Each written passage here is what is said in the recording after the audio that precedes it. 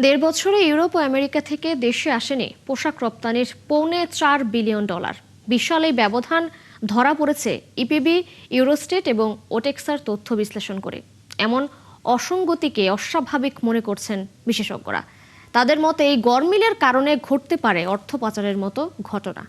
আর BKMEA সভাপতির মতে প্রকৃত তথ্য উদ্ঘাটনে জোরালো পদক্ষেপ দরকার সরকারের। রাকিব হোসেনের রিপোর্টে বিস্তারিত।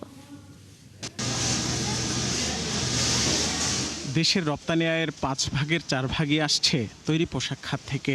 আবার এই খাতের সিংহভাগ পণ্যই যাচ্ছে মার্কিন যুক্তরাষ্ট্র এবং ইউরোপের বাজারে। এমন তথ্যের উৎস বাংলাদেশের রপ্তানি উন্নয়ন ব্যুরো, মার্কিন বস্ত্র দপ্তর অটেক্সা এবং ইউরোপীয় ইউনিয়নের সংস্থা ইউরোস্টেট। কিন্তু এসব প্রতিষ্ঠানের তথ্য বিশ্লেষণ বলছে মাত্র 1.5 বছরে বড় ওই উৎস দুটি থেকে দেশে আসেনি $4.25 বিলিয়ন।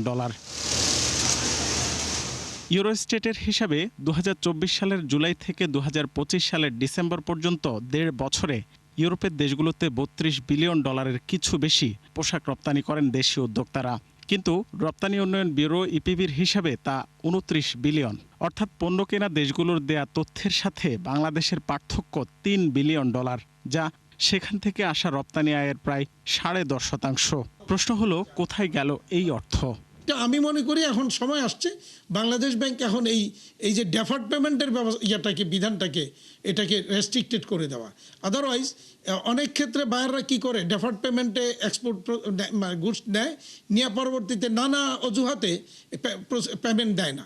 রপ্তানি হচ্ছে কিন্তু রপ্তানি রিয়েলাইজ হচ্ছে না এনবিআর পর্যায়ে যখন আসছে, এবং এই রিয়েলাইজেশনটা হচ্ছে না, বিভিন্ন ধরনের অনৈতিক সুবিধা নেওয়া হচ্ছে বা বাজারে বা এই মনিটরিং প্রসেস এলসিগুলো প্রপারলি মনিটর না করা, অ্যাসেস না করার কারণেই এই ধরনের গ্যাপগুলো তৈরি হচ্ছে। শুধু ইউরোপ নয়, মার্কিন যুক্তরাষ্ট্রের সাথেও এই আয়ের ব্যবধান বেশ বড়। অটেক্সার তথ্য অনুযায়ী ওই 1.5 বছরে দেশটি পোশাক আমদানি করে $12 বিলিয়ন উপরে। কিন্তু ইপিবির হিসাবে তার পরিমাণ ছিল $11.25 কিছু বেশি। অর্থাৎ সেখান থেকেও হাওয়া $76 কোটি।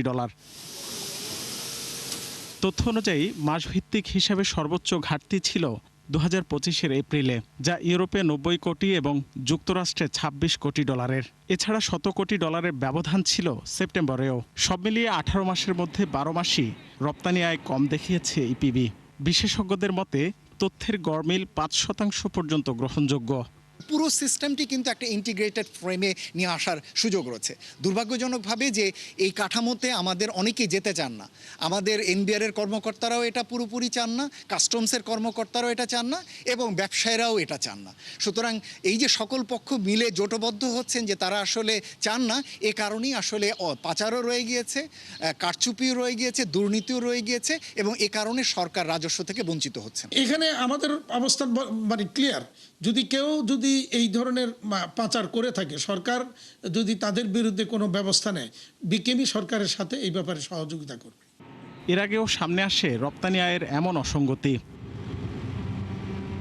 রাকিব হোসেন, 71, ঢাকা।